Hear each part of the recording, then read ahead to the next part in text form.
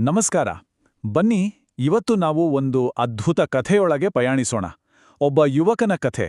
ಅವನ ಕನಸುಗಳು, ಅವನ ಭವಿಷ್ಯ ಹೇಗಿರುತ್ತೆ ಅಂತ ಮೊದಲೇ ಹೇಳಿದ್ವು. ಆದ್ರೆ ಆ ಭವಿಷ್ಯವನ್ನು ತಲುಪೋಕೆ ಅವನು ದ್ರೋಹ, ಸಂಕಟ, ಅಪಮಾನ ಎಲ್ಲವನ್ನೂ ದಾಟಿ ಬರಬೇಕಿತ್ತು. ಹೊಂಡದಿಂದ ಅರಮನೆಗೆ ಸಾಗಿದ ಆ ಯೋಸೆಫನ ರೋಚಕ ಕಥೆ ಇದು. ಅಗೋ, ಆ ಕನಸುಗಾರ ಬರ್ತಾ ಇದ್ದಾನೆ. ಅವನ ಅಣ್ಣಂದಿರು ಆಡಿದ ಈ ಒಂದು ಲೇವಡಿಯ ಮಾತಿನಲ್ಲೇ ಇಡೀ ಕಥೆಯ ತಿರುಳು ಅಡಗಿದೆ ಗೊತ್ತಾ. ಈ ಒಂದು ವಾಕ್ಯವೇ ಮುಂದಿನ ಎಲ್ಲ ಸಂಘರ್ಷಕ್ಕೂ ನಾಟಕೀಯತೆಗೂ ನಾಂದಿ ಹಾಡುತ್ತೆ. ಸರಿ, ಹಾಗಾದ್ರೆ ಕತೆ ಶುರುವಾಗೋದು ಎಲ್ಲಿಂದ? ಕಾನಾನ್ ದೇಶದಿಂದ. ಅಲ್ಲಿ 17 ವರ್ಷದ ಯೋಸೆಫ ತನ್ನ ತಂದೆ ಯಾಕೋಬನಿಗೆ ಅಂದ್ರೆ ಪಂಚಪ್ರಾಣ, ತನ್ನೆಲ್ಲಾ ಮಕ್ಕಳಿಗಿಂತ ಹೆಚ್ಚು ಪ್ರೀತಿಸ್ತಿದ್ದ. ಆ ಪ್ರೀತಿಯ ಸಂಕೇತವಾಗಿ ಅವನಿಗೆ ಒಂದು ಬಣ್ಣದ ವಿಶೇಷವಾದ ಅಂಗಿಯನ್ನೇ ಕೊಟ್ಟಿದ್ದ. ಯೋಸೆಫನಿಗೆ ಬೀಳೋದು ಒಂದಲ್ಲ, 2 ವಿಶೇಷ ಕನಸುಗಳು. ಮೊದಲನೇ ಕನಸಲ್ಲಿ ಹೊಲದಲ್ಲಿ ಅವನ ಅಣ್ಣಂದಿರ ಧಾನ್ಯದ ಹೊರೆಗಳು ಇವನ ಹೊರೆಗೆ ಬಾಗಿ ನಮಸ್ಕಾರ ಮಾಡ್ತವೆ. ಎರಡನೇ ಕನಸಂತೂ ಇನ್ನೂ ದೊಡ್ಡದು. ಅದರಲ್ಲಿ ಸೂರ್ಯ, ಚಂದ್ರ ಮತ್ತೆ 11 ನಕ್ಷತ್ರಗಳು ಇವನಿಗೆ ಅಡ್ಡ ಬೀಳ್ತವೆ. ಅವನು ಈ ಕನಸುಗಳನ್ನ ಹೇಳಿದ್ದೇ ತಡ ಅಷ್ಟೇ, ಅವನ ಅಣ್ಣಂದಿರ ಹೊಟ್ಟೆಯಲ್ಲಿ ಅಸೂಯೆಯ ಬೆಂಕಿ ಹೊತ್ಕೊಂಡ್ಬಿಡುತ್ತೆ. ಇದೇ ದ್ವೇಷದಲ್ಲಿ ಒಂದು ದಿನ ತಂದೆ ಯಾಕೋಬ ಅಣ್ಣಂದಿರು ಹೇಗಿದ್ದಾರೆ ನೋಡ್ಕೊಂಡ್ಬಾ ಅಂತ ಯೋಸೆಫನ್ನ ಕಳಿಸ್ತಾನೆ.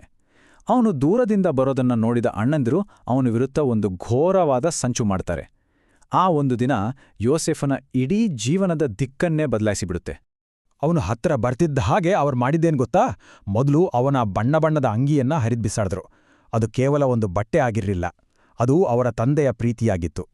ಆಮೇಲೆ ಅವನನ್ನ ಎಳೆದುಕೊಂಡು ಹೋಗಿ ಒಂದು ಖಾಲಿ ಹೊಂಡಕ್ಕೆ ತಳ್ಳಿಬಿಟ್ರು. ಅಷ್ಟಕ್ಕೆ ನಿಲ್ಲಿಲ್ಲ ಅವರ ಕ್ರೌರ್ಯ.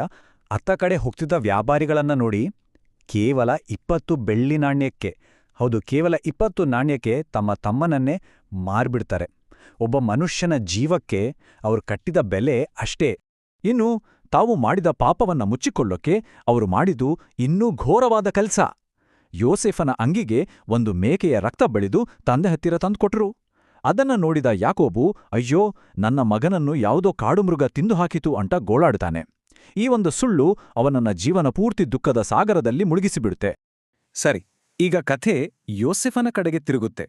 ವ್ಯಾಪಾರಿಗಳು ಅವನನ್ನು ಈಜಿಪ್ಟ್ಗೆ ಕರ್ಕೊಂಡೋಗಿ ಅಲ್ಲಿ ಫರೋಹನ ಅಂಗರಕ್ಷಕರ ಮುಖ್ಯಸ್ಥನಾಗಿದ್ದ ಪೋಟಿಫರ್ ಅನ್ನೋನಿಗೆ ಗುಲಾಮನಾಗಿ ಮಾರಿಬಿಡ್ತಾರೆ.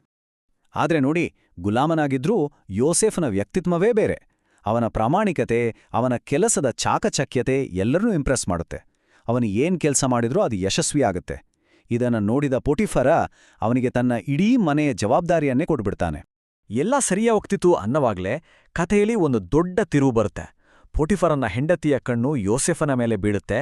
ಅವಳು ಅವನನ್ನ ತಪ್ಪು ದಾರಿಗೆ ಎಳೆಯಕ್ಕೆ ಪ್ರಯತ್ನಿಸ್ತಾಳೆ. ಆಗ ಯೋಸೆಫ್ ದೃಢವಾನ್ ಹೇಳ್ತಾನೆ, ನಾನು ಇಂತಹ ದೊಡ್ಡ ಪಾಪ ಮಾಡಿ ದೇವರಿಗೆ ದ್ರೋಹ ಬಗೆಯೋಕೆ ಸಾಧ್ಯವೇ ಇಲ್ಲ ಅಂತ. ಅವನು ಆ ಜಾಗದಿಂದ ಓಡಿ ಹೋಗ್ತಾನೆ.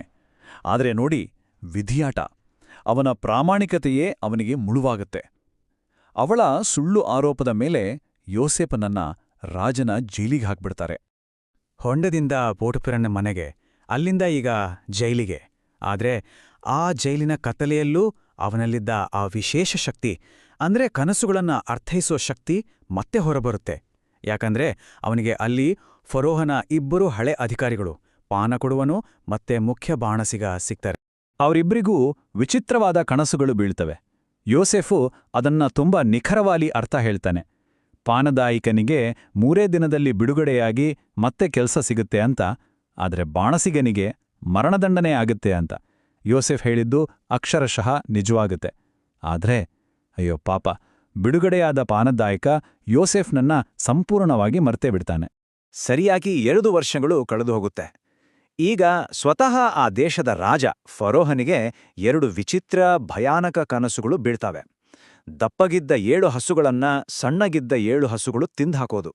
ಹಾಗೆ ಚೆನ್ನಾಗಿದ್ದ 7 ತೆನೆಗಳನ್ನ ಒಣಗಿದ 7 ತೆನೆಗಳು ನುಂಗಿ ಹಾಕೋದು. ಈ ಕನಸುಗಳ ಅರ್ಥ ಯಾರಿಗೂ ತಿಳಿದೆ ಇಡೀ ರಾಜ್ಯವೇ ಗೊಂದಲದಲ್ಲಿ ಮುಳುಗುತ್ತೆ.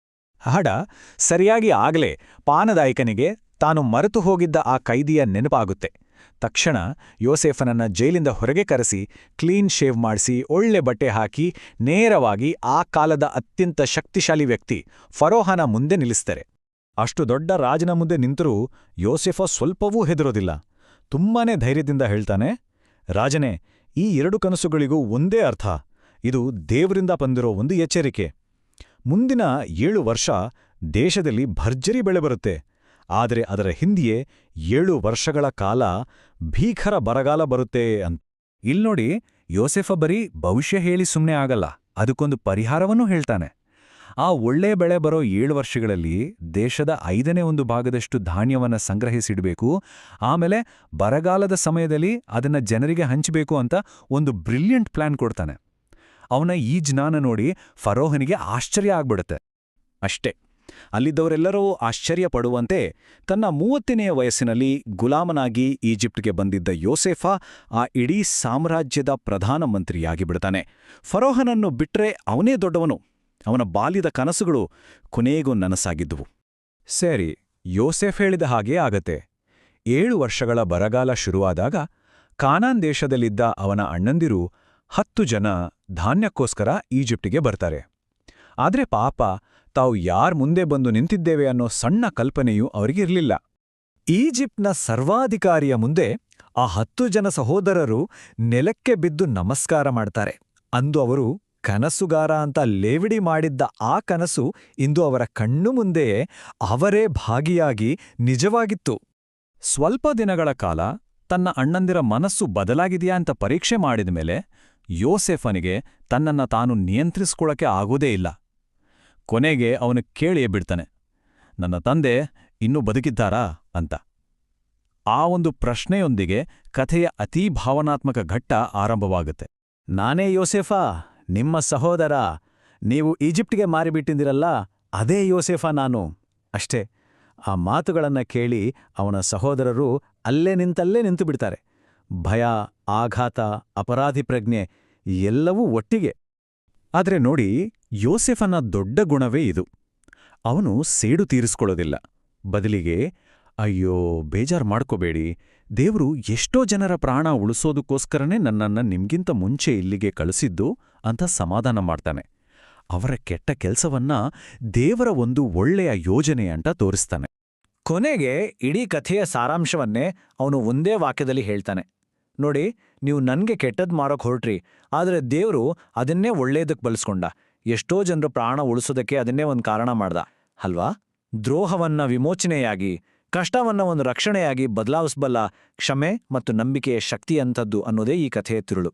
ಇದು ನಮ್ಮೆಲ್ಲರನ್ನೊಂದು ಪ್ರಶ್ನೆ ಕೇಳುತ್ತೆ. ನಮ್ಮ ಜೀವನದಲ್ಲಿ ಬರೋ ಕೆಟ್ಟ ಘಟನೆಗಳನ್ನ, ಕಷ್ಟಗಳನ್ನ ನಾವು ಯಾವ ರೀತಿ ನೋಡ್ಬೋದು?